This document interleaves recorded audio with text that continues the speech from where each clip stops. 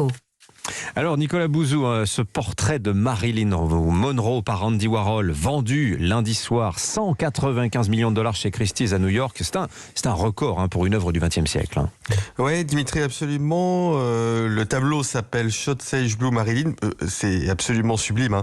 Le précédent record était détenu par les femmes d'Alger de Picasso, qui avait été vendu 180 millions de dollars. C'est en 2015. Pour mémoire, le record toute période confondue reste le Salvador Mundi de Léonard de Vinci, qui a été vendu en 2017 450 millions de dollars. Alors cette vente du portrait de Marilyn nous dit évidemment des choses intéressantes sur l'art et notre histoire culturelle, puisque on voit que Warhol et Marilyn restent deux icônes. D'ailleurs, je vous conseille deux très bons documentaires récents Netflix, à la fois sur Marilyn Monroe et sur Andy Warhol.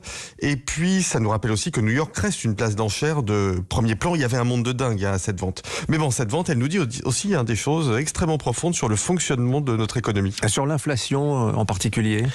Bien sûr, évidemment, mais il faut comprendre les mécanismes précis. En fait, les banques centrales soutiennent énormément l'économie. C'est pas nouveau, ça a commencé avec la crise de 2008 et ça s'est accentué évidemment avec la pandémie. Les États, dans tous les pays développés, pas seulement en France, ont des déficits budgétaires élevés et les banques centrales les financent directement ou indirectement.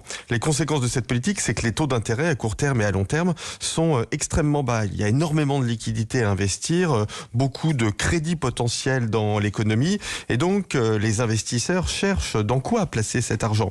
Quand vous avez des taux d'intérêt à 2%, ce qui est à peu près le cas aux États-Unis aujourd'hui avec une inflation à 8%, ça veut dire que les taux d'intérêt réels, les taux d'intérêt moins l'inflation, sont à moins 6%.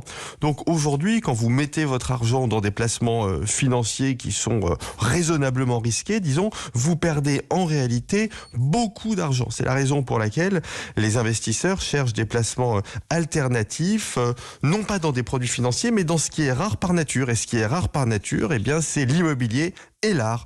Et puis alors accessoirement, l'investissement dans l'art envoie aux investisseurs un signal positif. Ça signifie qu'on est intelligent. C'est ce que les économistes appellent une consommation ostentatoire. Bon, est-ce que ça peut durer ce mouvement d'envoler des prix, que ce soit dans l'immobilier, dans l'art, tout ce qui est actif physique en fait. Attention quand même, parce que y a de l'inflation et justement les banques centrales commencent à combattre cette inflation de façon assez stricte en resserrant leur politique monétaire. On voit d'ailleurs que les taux d'intérêt commencent à remonter un petit peu, les liquidités vont être un petit peu plus rares. Regardez le crack sur les crypto-monnaies par exemple, le Bitcoin, mais pas seulement. Oui. Vous avez d'ailleurs un petit peu la même chose sur les valeurs technologiques, sur le Nasdaq aux États-Unis. Moi, ça me rappelle vraiment ce que l'on a vécu en 2000, vous vous en souvenez Dimitri, lors de l'éclatement de la bulle Internet. En fait, tous les marchés spéculatifs là sont en train de baisser. Alors ça n'est pas une bonne nouvelle pour le marché de l'art, mais c'est peut-être une bonne nouvelle pour l'art, parce que les musées vont pouvoir redevenir acquéreurs, ce qui était très difficile pour eux ces dernières années, étant donné l'envolée des prix. J'adore l'économie, je suis libéral, mais ce serait pas mal que l'achat d'œuvres d'art ne soit plus exclusivement un outil de gestion de patrimoine. D'ailleurs, on ne sait pas où va aller ce Shot Sage Blue Marilyn. On ne sait même pas qui l'a acheté en réalité. Voilà. Et peut-être qu'il ira dans un musée et qu'on pourra le voir. On espère. Merci beaucoup Nicolas Bouzou, 7h19 sur Europe 1.